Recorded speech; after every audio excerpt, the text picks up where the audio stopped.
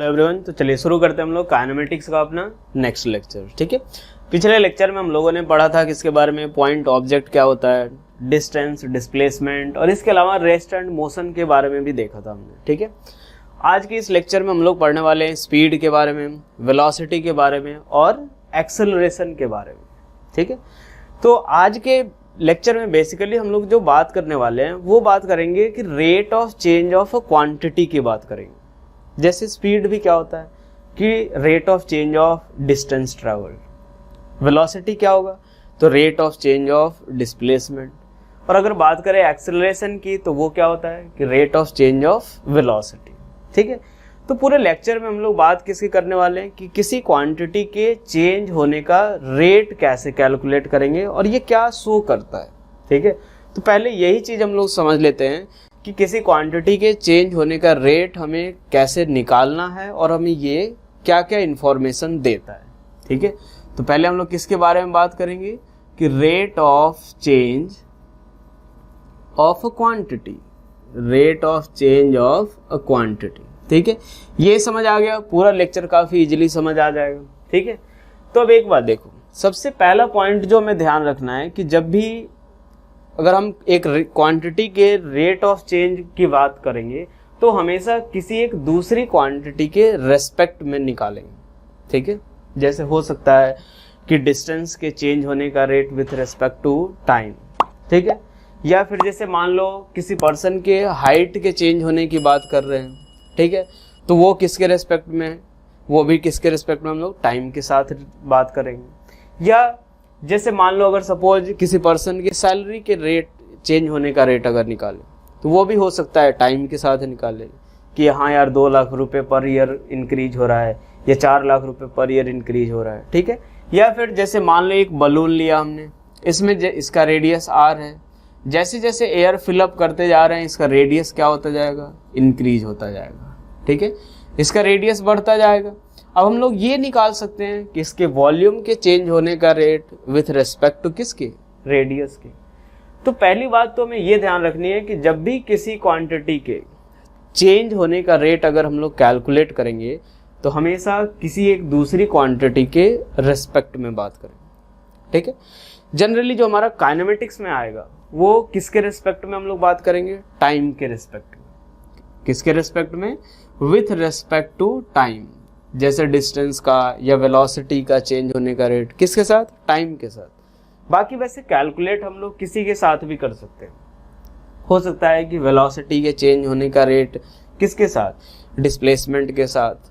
ठीक है, या एक्सेलरेशन के चेंज होने का रेट वेलोसिटी के साथ। तो ये सारी चीज़ें भी हम लोग कैलकुलेट कर सकते हैं, लेकिन जनरली हम किसके रेस्पेक्ट में निकालेंगे, टाइम के रेस्पेक्ट में। ठीक है, और अगर कुछ नहीं भी दिया हो काइनेमेटिक्स में, अगर आपको रेट ऑफ चेंज किसके रेस्पेक्ट में कैलकुलेट करना है, अगर उसकी बात नहीं कही गई हो तो तब भी हम किसके रेस्पेक्ट में समझेंगे, टाइम के रेस्पेक्ट में। ठीक है, तो चलो यार सबसे पहले यही देख लेते हैं कि रेट ऑफ चेंज हमारा क्या बताएगा और कैसे कैलकुलेट करेंगे। ठीक है, 2 एग्जाम्पल लेते हैं हम लोग। मान लो किसी पर्सन की हाइट जो है वो अभी कितनी है, 5 फीट के बराबर। ठीक है, कितनी है, 5 फीट। 2 साल के बाद उसी पर्सन की हाइट जो हुई वो कितनी हो गई, 7 फीट हो गई। ठीक है, ये एक एक करके ध्यान से हमें समझना है ताकि आगे चल के पूरा स्पीड, वेलोसिटी क्या बताएगा, कैसे कैलकुलेट करेंगे, सारी चीज़ें क्लियर हो जाएगी। तो ये हमारा एक बेसिक कॉन्सेप्ट रहेगा। तो ये कितने साल लगा इसमें, 2 ईयर्स का टाइम। ठीक है, तो अगर हम लोग ये निकाले कि rate of change of height, rate of change of height निकालना, किसके रेस्पेक्ट में निकाल रहे हैं, तो with respect to time, height with respect to time. जब भी निकालेंगे जरूर बात करेंगे कि किसके रेस्पेक्ट में हम लोग निकाल रहे हैं। ठीक है, तो सबसे पहले हम लोग को क्या करना रहेगा कि कितने का चेंज हुआ, कि हाइट में जो है वो आपको कितने का चेंज हो रहा है। तो कितने का चेंज हुआ, 7 फीट माइनस 5 फीट, कितने का आएगा, 2 फीट के बराबर। कितने साल में आ रहा है ये चेंज, तो 2 ईयर्स में आ रहा है। कितने साल में, 2 साल में आ रहा है। तो अब यहाँ से देखेंगे तो रेट क्या होगा, तो ये 1 फुट पर ईयर, 1 फुट क्या आएगा पर ईयर, यही हमारा क्या होगा कि rate of change of height with respect to किसके, टाइम के साथ, ठीक है। तो ये हमें क्या बता रहा है एग्जैक्टली कि एक साल में जो हाइट थी पर्सन की वो कितने से चेंज हो रही है। यानी जैसे मान लो ये क्या शो कर रहा है कि एक साल में, ठीक है, जैसे 5 फीट है अभी, एक साल बाद 6 हुआ होगा और उसके एक साल बाद 7 फीट हुआ होगा, ठीक है। तो basically rate of change of height हमें क्या बताएगा कि यूनिट टाइम में, अब ये यूनिट टाइम हो सकता है 1 सेकेंड हो, 1 मिनट हो, 1 घंटे भी हो सकते हैं और आवर भी, ईयर भी हो सकता है, ठीक है। तो rate of change of height with respect to time हमें क्या बताएगा कि यूनिट टाइम में हाइट में कितने का चेंज आ रहा है। तो ये हमारा एक तरीके से क्या होगा कि rate of change of a quantity हमें क्या बताएगा कि change in that quantity, change in that quantity in unit time. अगर हम लोग किसके रिस्पेक्ट में निकाल रहे हैं, टाइम के रिस्पेक्ट में, तो हमारा जो रेट बताएगा वो क्या बताएगा कि यूनिट टाइम में, जब टाइम में यूनिटी का चेंज हुआ तो उस पर्टिकुलर क्वांटिटी में कितने का चेंज हुआ, ठीक है। तो एक मान लेते हैं अपने पास एक और एग्जांपल ले लेते हैं, थोड़ा और क्लियर हो जाएगा, ठीक है। तो मान लो किसी पर्सन की सैलरी जो है वो है 3 लाख, ये अभी कितना है अपने पास, अभी कितनी है 3 लाख, ठीक है। आफ्टर 2 ईयर्स जो है वो सैलरी कितनी हो गई, 9 लाख हो गई, ठीक है। वैसे इतना इंक्रीज होता नहीं है, बाकी एग्जाम्पल ले लेते हैं ताकि कम से कम थोड़ा दिल को अच्छा लगेगा, ठीक है। 3 लाख से कितना हो गया, 2 साल के बाद 9 लाख हो गया। तो अगर अब हमें rate of change of salary निकाले, rate of change of salary, ठीक है। तो rate of change of salary अगर निकाले तो ये हमें क्या बता रहा होगा कि यूनिट टाइम में, अब यहाँ पे भी टाइम कितना है, यूनिट टाइम का मतलब क्या हुआ 1 ईयर, कि 1 ईयर में कितने का चेंज आ रहा है। तो हमें कितने साल का चेंज दिया हुआ है, 2 साल का। तो देख लेते हैं कि कितने का चेंज आया है। तो 9 लाख माइनस 3 लाख कितने का चेंज आया, 6 लाख का चेंज आ रहा है, अपॉन कितने साल में आ रहा है, 2 साल में आ रहा है, ठीक है। तो ये हमें क्या बताएगा कि 3 लाख जो है वो पर ईयर का चेंज आ रहा है, 3 लाख पर ईयर का चेंज आ रहा है, ठीक है। ये हम लोग लिख रहे हैं 3 लाख पर ईयर। ये हमें क्या बता रहा है कि जैसे ही 1 साल का चेंज आ रहा है टाइम में, वैसे ही हमारी सैलरी में कितने का चेंज आ रहा है, 3 लाख का। मतलब 1 साल के बाद 6 लाख हो गया और 1 साल के बाद कितने का चेंज हुआ, 9 लाख का चेंज हुआ, ठीक है। तो किसी भी क्वांटिटी के चेंज होने का रेट हमें क्या बताएगा कि यूनिट टाइम है, अगर टाइम के रिस्पेक्ट में निकाल रहे हैं। अगर यहाँ पे रेडियस के रिस्पेक्ट में निकालते तो रेडियस में जब यूनिटी का चेंज आया तो वॉल्यूम में कितने का चेंज। यहाँ पे हम लोग किसकी बात कर रहे हैं, टाइम के रिस्पेक्ट में। तो टाइम में जब यूनिटी का चेंज आया तो सैलरी में या फिर हाइट में कितने का चेंज आया, ठीक है। तो ये हम लोगों ने कैसे निकाला कि जब भी रेट निकालना हो तो सबसे पहले आप देख लो कितने का चेंज आया, और कितने चेंज कैसे निकालते, तो final value minus initial value upon जो चेंज इन टाइम, अगर टाइम के रिस्पेक्ट में निकाल रहे हैं, अगर रेडियस के रिस्पेक्ट में तो चेंज इन रेडियस। यहाँ भी हमने क्या किया कि सैलरी में कितने का चेंज आया और कितने टाइम में आया, ठीक है। तो मान लेते हैं कि एक एक्स क्वांटिटी है जिसके चेंज होने का रेट हम लोग किसके रिस्पेक्ट में निकाल रहे हैं, टाइम के रिस्पेक्ट में, क्योंकि जनरली हमें टाइम के लिए रिस्पेक्ट में ही बात करना है, तो यही ले लेते हैं। अगर ये वैल्यू कितने से चेंज हो गई, x1 से x2 हो गई, और कितने टाइम में, t1 से लेके t2 टाइम में। तो अब अगर हम लोग को बात करना होगा कि rate of change of x, rate of change of x with respect to t, with respect to t। जैसा मैंने बोला कि जब भी अगर आप किसी भी क्वांटिटी में चेंज होने का रेट निकालोगे तो किसी एक पर्टिकुलर क्वांटिटी के रेस्पेक्ट में ही निकालोगे। तो क्या करेंगे कि final value minus initial value, यही हमें क्या देगा, change in x upon final time minus initial time, क्योंकि कितने टाइम में चेंज हुआ।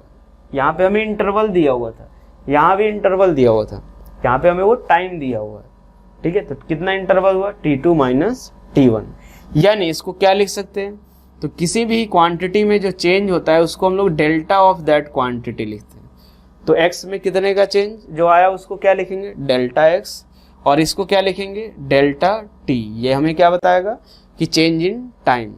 ये हम लोग कैसे निकाल रहे हैं, तो x की फाइनल वैल्यू माइनस x की इनिशियल वैल्यू अपॉन टाइम की फाइनल वैल्यू माइनस टाइम की इनिशियल वैल्यू। तो कोई भी क्वांटिटी का अगर चेंज निकालना है तो सबसे पहले क्या करेंगे, कितने का चेंज, जो जिस क्वांटिटी का रेट निकाल रहे हैं अपॉन जिसके रेस्पेक्ट में निकाल रहे हैं। और ये हमें क्या बताएगा कि यूनिट टाइम में, या जैसे यहाँ पे रेडियस के रेस्पेक्ट में ले रहे हैं, तो यूनिट टी से जब रेडियस चेंज होगा तो इस पर्टिकुलर क्वांटिटी में कितने का चेंज आए। ठीक है, बताएगा।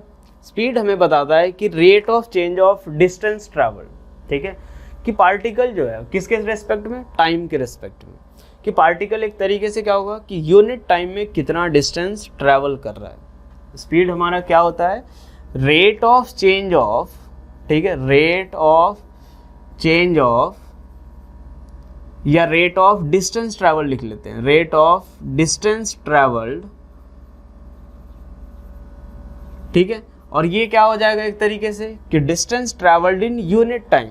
रेट ऑफ हमारा एक तरीके से क्या बताएगा, डिस्टेंस ट्रैवल्ड, और ये हमें क्या शो करेगा कि यूनिट टाइम में वो पार्टिकल कितना डिस्टेंस ट्रैवल्ड कर रहा है। यानी इसको कैसे डिफाइन कर सकते हैं कि distance travelled bye a particle, distance travelled bye a particle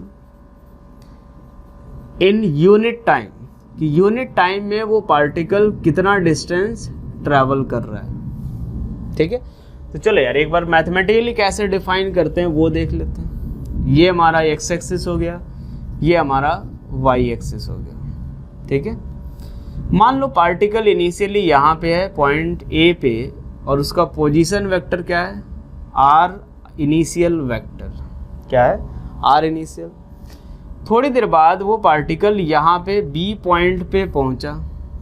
ठीक है, पिछले लेक्चर में भी जब हम लोग पढ़ रहे थे डिस्टेंस ट्रैवल्ड, तो बात क्या कर रहे थे कि एक पॉइंट से दूसरे पॉइंट तक जाने के बहुत सारे रास्ते हो सकते हैं। ठीक है, होते ही अपने हिसाब से हम लोग जा सकते हैं। मान लो पार्टिकल जो है वो कुछ ऐसे पाथ पे चल के गया। ठीक है, वो सीधे सीधे ना जा करके वो कुछ ऐसे कर्व्ड पाथ पे गया। ठीक है, अब अगर हमें ये मान लेते हैं t इक्वल्स टू, कब की बात है, 0, जब पार्टिकल यहाँ पे था तब हमने उसका मोशन ऑब्जर्व करना शुरू किया। और ये कब की बात है, t इक्वल्स टू t की बात है। ठीक है, तो ये अगर हमें यहाँ पे स्पीड निकालनी है पार्टिकल की, ठीक है, यहाँ पे अगर हम लोग स्पीड निकाले तो क्या आएगा, तो पहले कितना वो डिस्टेंस ट्रैवल किया, वही हमें क्या बताएगा कि distance travelled bye particle in unit time. ठीक है, या फिर ऐसे कि रेट ऑफ डिस्टेंस ट्रैवल। तो कैसे निकालते हैं हम लोग, तो ये हमारा जो स्पीड आएगा वो हम लोग कैसे निकालेंगे, स्पीड इक्वल्स टू हमारा क्या हो रहा है, रेट ऑफ डिस्टेंस ट्रैवल्ड। ठीक है, किसके रेस्पेक्ट में, टाइम के रेस्पेक्ट में। तो ये क्या करेंगे कि कितना डिस्टेंस ट्रैवल किया उसने और कितने टाइम में किया, यही दोनों कैलकुलेट करेंगे। तो स्पीड को क्या लिखेंगे, डिस्टेंस ट्रैवल्ड अपॉन क्या लिखेंगे, टोटल टाइम टेकन, या टाइम इंटरवल। जब भी बात होगी तो हम लोग किसकी बात करेंगे, टाइम इंटरवल की बात करेंगे। ठीक है, तो यहाँ से देखो पार्टिकल ने कितना डिस्टेंस ट्रैवल किया, तो यहाँ से डिस्टेंस ट्रैवल हम लोग कैसे लिखते हैं, तो मान लो ये dl1 वेक्टर है, ये dl2 वेक्टर है, बहुत छोटे छोटे वेक्टर में हमने ये डिवाइड कर दिया। और इन सब का डिस्टेंस ट्रैवल्ड अगर निकालना हो तो क्या करेंगे, सबके मैग्नीट्यूड को ऐड करेंगे। तो क्या आएगा हमारा एक तरीके से, तो dl1 वेक्टर का मॉड प्लस dl2 वेक्टर का मॉड प्लस ऐसे ही जाएगा अपने पास अपॉन जो टोटल टाइम आया उसको क्या लिखेंगे, तो टोटल टाइम t, यही हमारा क्या होगा v। ठीक है, अब यहाँ से हम लोग इसको क्या लिख सकते हैं, तो जैसा डिस्टेंस ट्रैवल को क्या लिखा था अपन ने, तो इंटीग्रेशन ऑफ dli वेक्टर का मॉड, और i कहाँ से लेके, तो 1 से लेके n तक अपॉन टोटल टाइम t। अब अगर मान लो इसकी पूरे की लेंथ जो है वो कितना है, d है, पूरे का लेंथ कितना है, d के बराबर। तो d के बराबर आया तो इसको क्या लिखेंगे, तो यहाँ से इस पूरे को इंटीग्रेट करने के बाद अगर d आ रहा है तो d अपॉन कितना आएगा t, यानी स्पीड v इक्वल्स टू हम लोग क्या लिख सकते हैं, तो v equals to total distance travelled upon total time, यही आएगा। तो v इक्वल्स टू क्या आएगा, speed equals to distance upon क्या, टाइम। ठीक है, अब एक बात देखते हैं कि इसका एसआई यूनिट क्या होगा। तो अगर एसआई यूनिट की बात करें तो देखो डिस्टेंस ट्रैवल्ड की यूनिट क्या होगी, मीटर, टाइम की सेकंड, तो एसआई यूनिट क्या हो जाएगा, मीटर पर सेकंड। सीजीएस यूनिट की बात करें, सीजीएस यूनिट, तो सीजीएस यूनिट किसके बराबर होगा, तो सीजीएस यूनिट हो जाएगा सेंटीमीटर पर सेकंड। इसके अलावा भी और भी कुछ यूनिट्स यूज होते हैं, क्या क्या, जैसे मान लो किलोमीटर पर आवर ले लिया अपन ने, ठीक है, या फिर मिलीमीटर पर सेकंड ले लिया, कोई भी अदर यूनिट कुछ भी ले सकते हैं आप, ठीक है। एक डिस्टेंस का कोई भी यूनिट ले लो और एक टाइम का भी ले लो, ठीक है। अब हम लोग बात करते हैं कि ये कैसी क्वांटिटी होती है, स्केलर क्वांटिटी है या फिर वेक्टर क्वांटिटी। तो एक बात देखो, ये जो हमारा डिस्टेंस होता है ये कैसी क्वांटिटी, स्केलर, टाइम कैसी क्वांटिटी, स्केलर, तो दोनों को डिवाइड करने पे क्या मिलेगा, स्केलर क्वांटिटी। यानी जो स्पीड होगी वो कैसी क्वांटिटी होगी, स्केलर क्वांटिटी होगी, ठीक है। स्पीड कैसी क्वांटिटी होगी हमारी, स्केलर क्वांटिटी, ठीक है। अब ये हो गया हमारा स्पीड के बारे में, ठीक है। नेक्स्ट हम लोग अब दो और तरह की स्पीड की बात करेंगे, एक एवरेज स्पीड की और एक बात करेंगे इंस्टेंटेनियस स्पीड के बारे में, ठीक है। एक हम लोग किसके बारे में बात करेंगे, एवरेज स्पीड के बारे में, और दूसरा किसकी बात करेंगे, इंस्टेंटेनियस स्पीड के बारे में, ठीक है। तो यार देखो, एवरेज स्पीड हम लोग कब निकालेंगे, जैसे मान लो सपोज आप एक जगह से दूसरी जगह जा रहे हो, ठीक है। सपोज आप अपने घर से दिल्ली की ओर जा रहे हो, ठीक है। तो ऐसा तो है नहीं कि बाइक एकदम से 30 किलोमीटर पर आवर की स्पीड से ही कॉन्टिन्यूसली आप अपने घर से दिल्ली तक चलाओगे।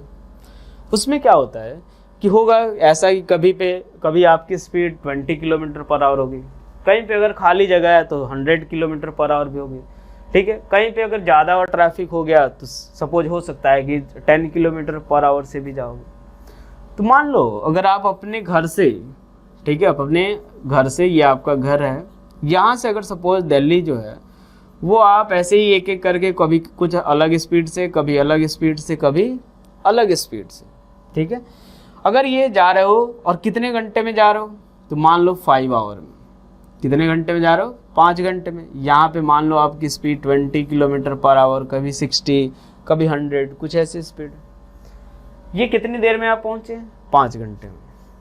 अब हम लोग ये चाहते हैं कि एक ऐसी कौन सी कांस्टेंट स्पीड हो कि जिससे अगर पार्टिकल कॉन्टिन्यूसली जाए, मतलब स्पीड हमें अब चेंज नहीं करना, ठीक है, तो भी वो आपके घर से दिल्ली कितनी देर में पहुंचे, 5 घंटे में, ठीक है। मतलब ये कहने का हुआ कि अगर आप एक जगह से दूसरी जगह अलग अलग वेरिंग स्पीड से जा रहे हो, लेकिन हम एक ऐसा कांस्टेंट स्पीड निकालना चाहते हैं कि जिससे अगर पार्टिकल इन दोनों पॉइंट के बीच ट्रैवल करे तो भी वो सेम टाइम में वो डिस्टेंस कवर करे, तो वो स्पीड ही हमारा क्या होता है, एवरेज स्पीड। उसी स्पीड को क्या बोलते हैं, एवरेज स्पीड। मान लो अगर डिस्टेंस कितनी हो गई, 450 किलोमीटर, आपके घर से दिल्ली के डिस्टेंस कितनी, 450 किलोमीटर। कितनी देर में पहुंचे आप, 5 घंटे में। कितनी देर में, 5 घंटे में। अलग अलग स्पीड थी, 20, कभी 100, कभी 120, कुछ ऐसी स्पीड रही। लेकिन अगर एक बात सोचो कि अगर मैं 90 किलोमीटर पर आवर की स्पीड से अगर कॉन्स्टेंटली 5 आवर अगर चलूँ तो भी मैं क्या आपके घर से दिल्ली तक पहुंच जाऊंगा, वो भी कितने टाइम में, जितनी देर में आप पहुंचे। यहाँ पे आपकी स्पीड कभी 20, कभी 100, कभी 120 थी, लेकिन मैं अगर 450 किलोमीटर ये पूरा डिस्टेंस अगर 90 किलोमीटर पर आवर से भी चलूँ इसी कांस्टेंट स्पीड से, तो भी मैं कितनी देर में पहुंचूंगा, 5 घंटे में। तो ये जो हमारा 90 किलोमीटर पर आवर जो हुआ, ये हमारा क्या बताता है, ये ही हमारी एवरेज स्पीड हुई। यही हमारी क्या हुई, एवरेज स्पीड, कि इस पर्टिकुलर आप कांस्टेंट स्पीड से अगर आप 5 घंटे चलोगे तो भी आप आपके घर से दिल्ली तक पहुंच जाओगे, ठीक है। तो एवरेज स्पीड एक तरीके से क्या होता है कि it is the constant speed it is the constant speed with which if a person will move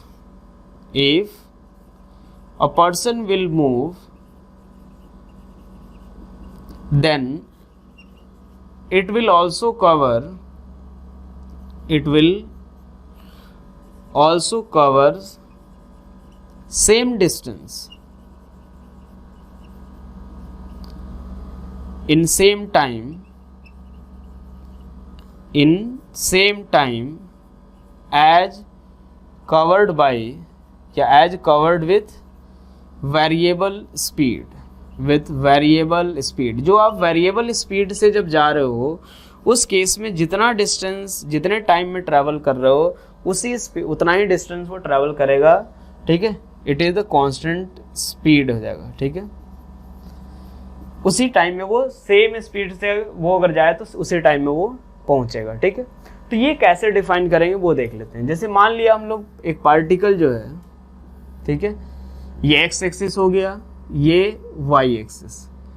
particle यहाँ पे ये आर आई वेक्टर है, ए से लेकर के कहाँ तक पहुंचा, बी तक, ठीक है। ये आर एफ वेक्टर है उसका।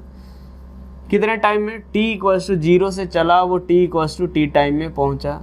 अब एक बात देखो, यहाँ पे वो अलग अलग स्पीड से ट्रैवल कर रहा है, ठीक है। मान लो सपोज यहाँ से यहाँ तक वो कितने से चला, v1 से चला, यहाँ से यहाँ तक वो v2 से चला, और यहाँ से यहाँ तक वो कितने से चला, v3 से चला, ठीक है। ऑब्वियसली अगर कहीं से एक जगह से दूसरी जगह जाते हैं तो अलग अलग स्पीड ही से ही जाते हैं हम लोग। यहाँ से यहाँ तक v1, यहाँ से यहाँ तक v2 और यहाँ से यहाँ तक v3। कितने टाइम में चला, t टाइम। अब अगर हम लोग एवरेज स्पीड अगर डिफाइन करना चाहें, एवरेज स्पीड, तो ये क्या है, एवरेज स्पीड अगर डिफाइन करना हो तो ये इसको ऐसे डिनोट करते हैं। क्या करेंगे इसको, तो ये मान लेते हैं डेल्टा L1 वेक्टर है, ये डेल्टा L2, ये कितना है डेल्टा L3। तो तीनों को ऐड कर दो, delta L1 plus delta L2 plus delta L3 upon कितना, टोटल टाइम, ठीक है। टोटल टाइम कितना लगा उसको, t टाइम। यहाँ से हम लोग एवरेज स्पीड को क्या लिख सकते हैं कि टोटल डिस्टेंस ट्रैवल्ड अपॉन कितना, तो टोटल टाइम, या टोटल टाइम टेकन, या फिर टोटल टाइम इंटरवल, ठीक है। यही हमारा क्या होगा, एवरेज स्पीड, ठीक है। अगर इसकी एसआई यूनिट की भी बात करें तो एसआई यूनिट क्या हो जाएगा, जो भी स्पीड की यूनिट रहेगी मीटर पर सेकेंड। इसके अलावा और क्या क्या हो सकता है, सेंटीमीटर पर सेकेंड, किलोमीटर पर आवर, ठीक है। ये भी कैसी क्वांटिटी, तो टोटल डिस्टेंस ट्रैवल्ड स्केलर, ये भी स्केलर, तो ये कैसी क्वांटिटी हो जाएगी, स्केलर क्वांटिटी, ठीक है।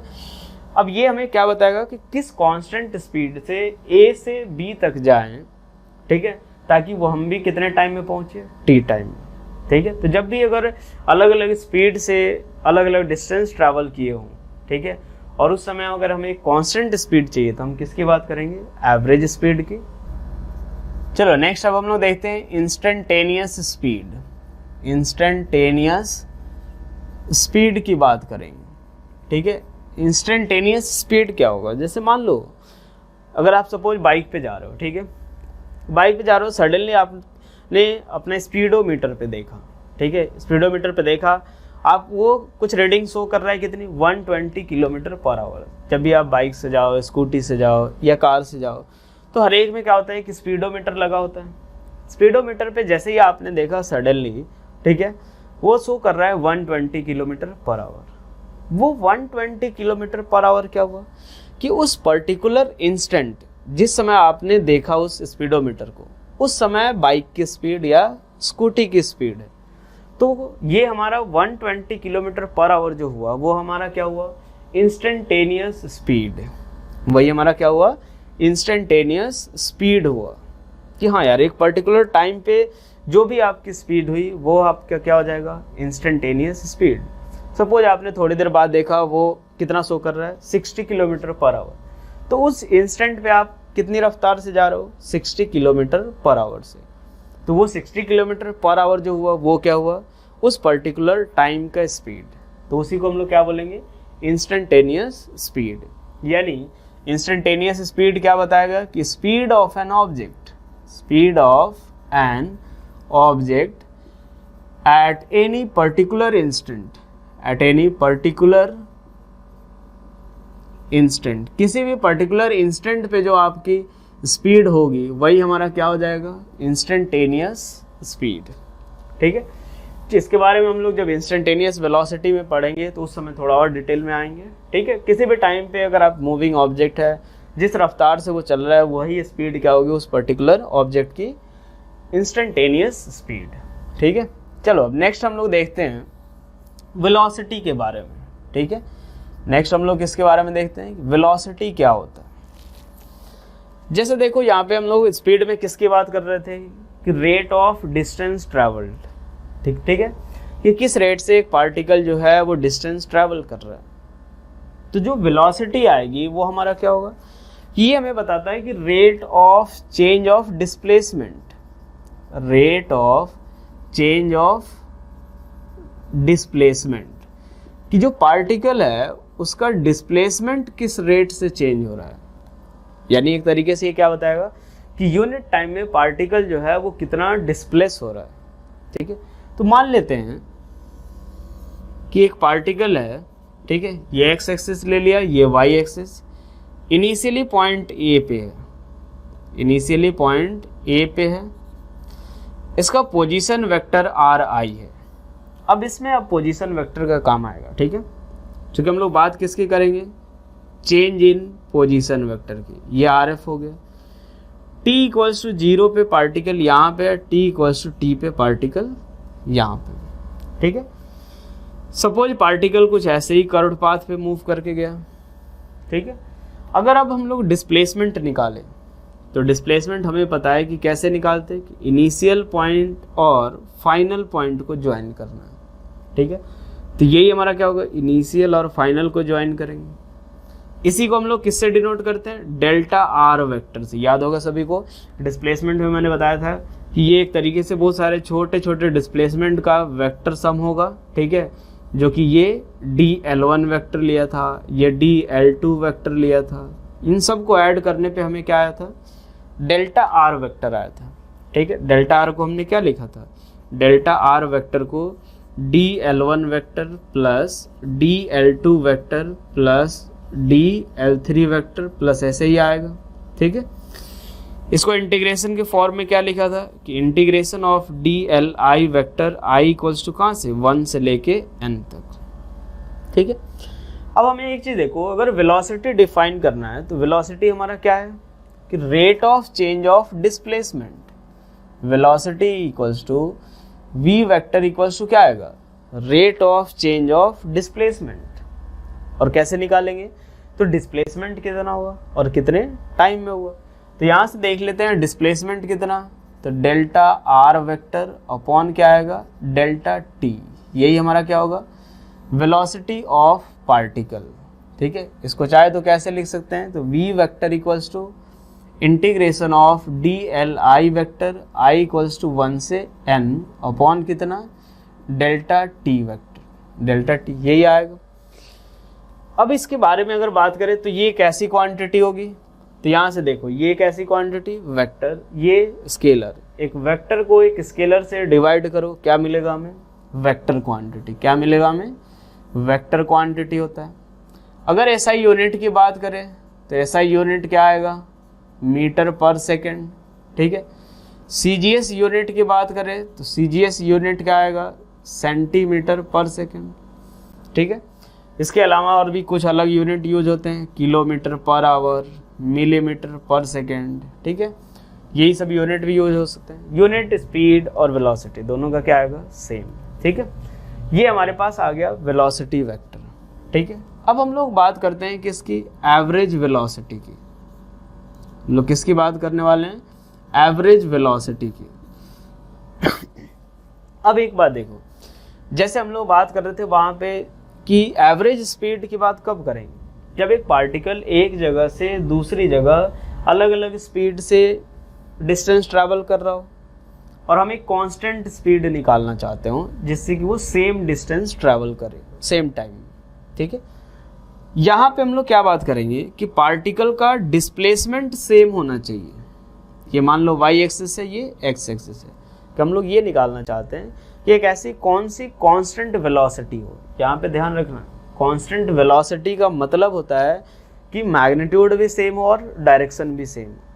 ये हमारे पास एवरेज वेलोसिटी की बात करें अगर, तो वेलोसिटी अगर कांस्टेंट है, क्योंकि हम लोग एवरेज वेलोसिटी में कैसे वेलोसिटी की बात कर रहे हैं, कांस्टेंट वेलोसिटी की, ठीक है। तो इस केस में ये क्या बताएगा कि मैग्नीट्यूड और direction, magnitude and direction both constant, ये चीज़ ध्यान रखना अपने को।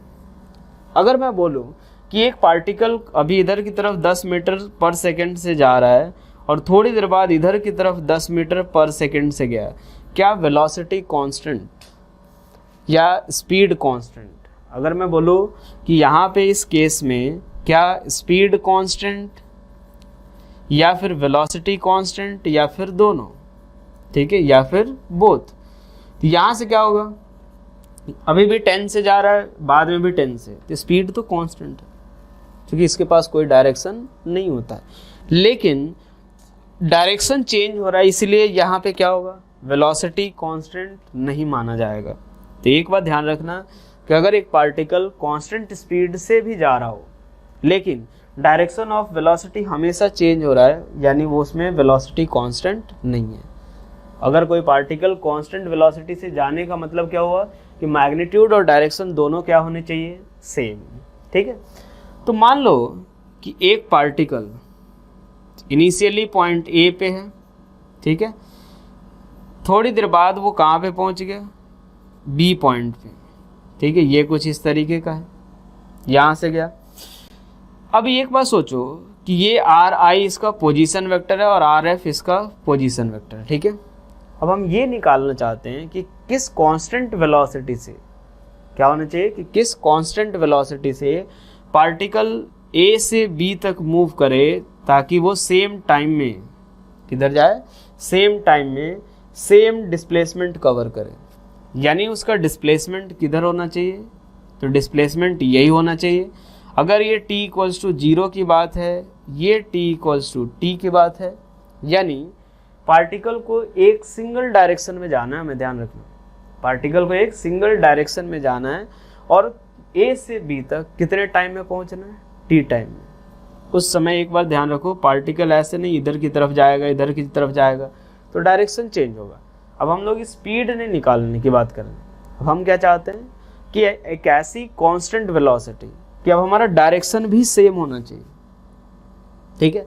जैसे उस केस में क्या हो रहा था, सपोज यहाँ से यहाँ तक v1 से जा रहे थे, यहाँ v2 यहाँ v3, हम इसी पाथ पे एक v एवरेज से जाते और सेम टाइम में पहुँच जाते, वो हमारी कांस्टेंट एवरेज स्पीड हो जाती। लेकिन यहाँ पे क्या होना चाहिए कि डायरेक्शन ऑफ वेलोसिटी भी सेम होना चाहिए। यहाँ पे हमारे पास ऐसा नहीं होगा कि पार्टिकल इस पाथ पे जाएगा, पार्टिकल कहाँ से कहाँ, सीधा यहाँ से यहाँ की तरफ हेड करेगा और सीधा इसी पाथ पे जाना चाहिए इसको, ठीक है। तो वो कितना डिस्प्लेस होगा पार्टिकल, डेल्टा आर वेक्टर, कितने टाइम में, t, ठीक है। तो ये क्या होगा, ये डेल्टा आर वेक्टर एक तरीके से क्या होगा, बहुत सारे डिस्प्लेसमेंट वेक्टर का क्या होगा, सम होगा। तो ये इसको क्या लिख सकते हैं, dl1 वेक्टर, इसको dl2 वेक्टर, ऐसे ही बहुत सारे। एक्चुअल में ये काफ़ी स्मॉल है, हमने क्या किया अपने समझने के लिए इसको थोड़ा सा बड़ा ले रहे हैं। तो अब अगर हम लोग एवरेज वेलोसिटी अगर कैलकुलेट करें, एवरेज वेलोसिटी, इसको कैसे डिनोट करेंगे, v के ऊपर एक बार भी लगा के, तो ये क्या आएगा कि कितना डिस्प्लेसमेंट होना चाहिए पार्टिकल का, पार्टिकल dl1 dl2 dl3 ऐसे बहुत सारे डिस्प्लेस हो, लेकिन पार्टिकल किधर डिस्प्लेस होगा, टोटल डिस्प्लेसमेंट डेल्टा आर, यानी ये टोटल डिस्प्लेसमेंट कितना, डेल्टा आर, कितने टाइम में, तो डेल्टा टी, और यही delta R vector upon total time कितना, टी टाइम। यानी ये क्या बताएगा कि पार्टिकल जो हो ए से बी की तरफ डायरेक्टली हेड करे और सीधा इसी स्ट्रेट लाइन पाथ पे जाए, और पार्टिकल कितने टाइम में ए से पी तक पहुंचना चाहिए, तो टी टाइम, ठीक है। यानी हम लोग यहाँ से बोल सकते हैं कि इस एवरेज वेलोसिटी का जो डायरेक्शन होगा वो किसके बराबर होगा, डायरेक्शन ऑफ एवरेज वेलोसिटी, ठीक है, will be in the direction of displacement, in the direction of displacement vector, ठीक है। वैसे वेलोसिटी का डायरेक्शन भी क्या होगा, डिस्प्लेसमेंट वेक्टर के डायरेक्शन में, क्योंकि v इक्वल्स टू क्या लिखा अपन ने, delta R vector upon delta T. ये स्केलर और कैसी क्वांटिटी, पॉजिटिव, क्योंकि टाइम इंटरवल कभी भी नेगेटिव नहीं होगा। तो ये जो डायरेक्शन डेल्टा आर का होगा वही डायरेक्शन v का होगा, और एक तरीके से जो डायरेक्शन डिस्प्लेसमेंट का वही डायरेक्शन एवरेज वेलोसिटी का। तो हम लोग ये भी लिख सकते हैं कि डायरेक्शन ऑफ एवरेज वेलोसिटी और वेलोसिटी, ठीक है, will be in the direction of किसमें, डिस्प्लेसमेंट के डायरेक्शन, ठीक है। जैसे मान लो अगर सपोज एक पार्टिकल यहाँ से पॉइंट ए से बी तक गया, ठीक है, वो थोड़ी देर बाद इधर की तरफ आया, ठीक है, यहाँ तक पहुँचा। अब इस केस में डायरेक्शन ऑफ डिस्प्लेसमेंट क्या है, इधर, तो वेलोसिटी का डायरेक्शन भी इधर ही होगा। वेलोसिटी का पहली चीज़ तो ये क्या हो गई कि इंस्टेंटेनियस स्पीड का, इंस्टेंटेनियस स्पीड इक्वल्स टू क्या होगा, मैग्नीट्यूड ऑफ किसका, इंस्टेंटेनियस वेलोसिटी। जो इंस्टेंटेनियस स्पीड का जो होगा वो क्या होगा, इंस्टेंटेनियस वेलोसिटी का मैग्नीट्यूड। अगर हमने स्पीड में डायरेक्शन ऐड कर दिया तो हमें क्या मिल जाएगा, इंस्टेंटेनियस वेलोसिटी। तो एक तरीके से ये क्या होगा, it is instantaneous speed, it is instantaneous speed किसके साथ, विथ डायरेक्शन। डायरेक्शन अगर हमने इंस्टेंटेनियस स्पीड में ऐड कर दिया तो वही हमें क्या मिल जाएगा, इंस्टेंटेनियस वेलोसिटी। तो मान लेते हैं, अब इसको मैथमेटिकली कैसे डिफाइन करते हैं ये थोड़ा समझना जरूरी है। जैसे मान लो ये x हो गया, ये y एक्सिस। इनिशियली पार्टिकल का पोजीशन वेक्टर क्या है, ri, और थोड़ी देर बाद पार्टिकल का पोजीशन क्या हो गया, rf। ये t इक्वल्स टू 0 और ये t इक्वल्स टू मान लेते हैं डेल्टा t टाइम पे, ठीक है।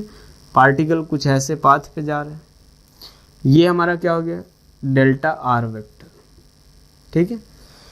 ये जो डेल्टा r वेक्टर यानी जो डिस्प्लेसमेंट हुआ वो कितने टाइम इंटरवल में हुआ, डेल्टा t टाइम में।